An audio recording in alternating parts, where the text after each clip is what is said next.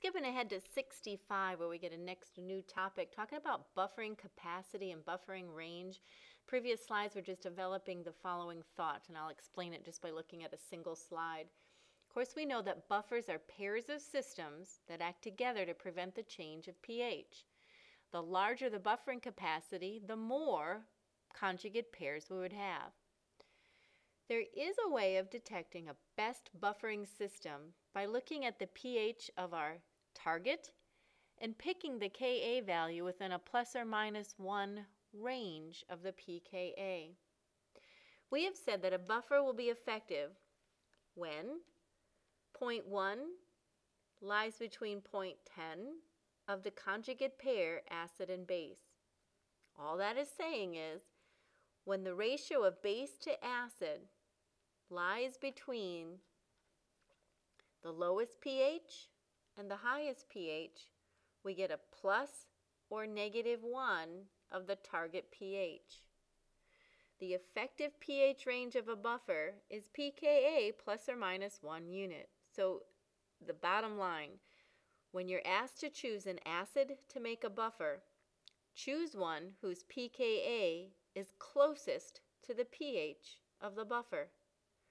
The pH pKa should be within plus or minus 1 unit to be an effective choice as a buffer. For example, which of the following acids would be the best choice to combine with its sodium salt, and that's just saying conjugate base, to make a buffered solution of 4.25?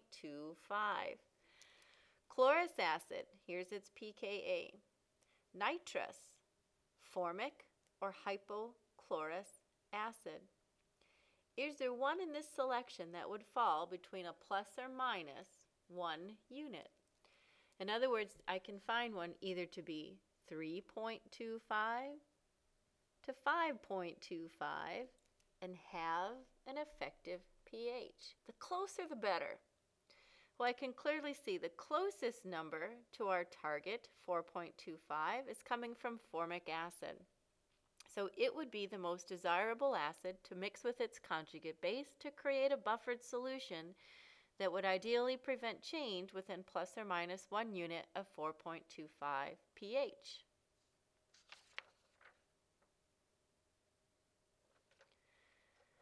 What's the ratio of sodium?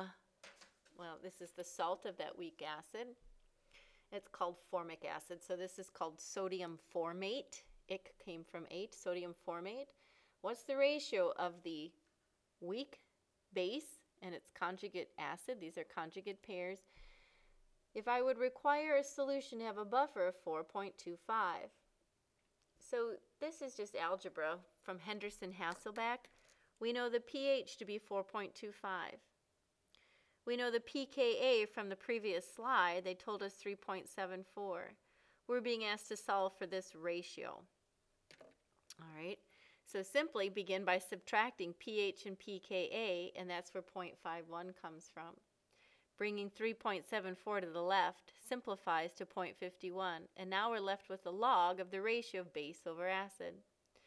So 10 raised to that power, 10 raised to that 0.51, gives us the ratio of 3.24. So to make a buffer with that 4.25, we would use 3.24 times as much sodium formate as the acid, base to acid range. 3.24 times the amount. That ratio tells us how many more times. This is the same problem.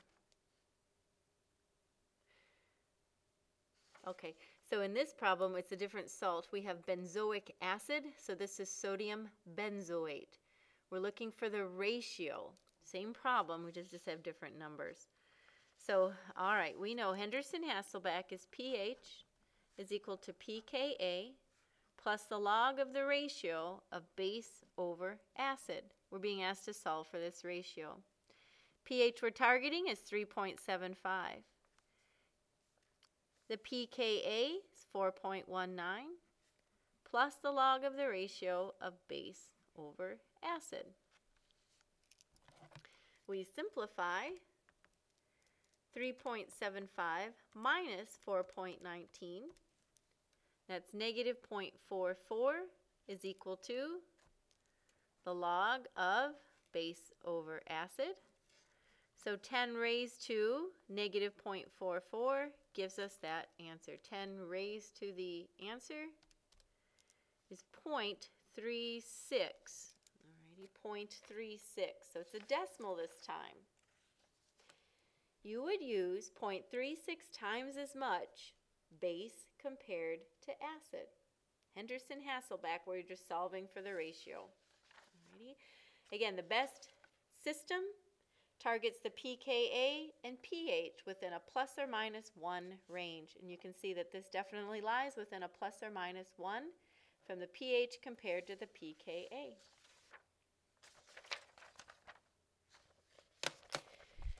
Next new will be titration. Let me pause and get ready for there.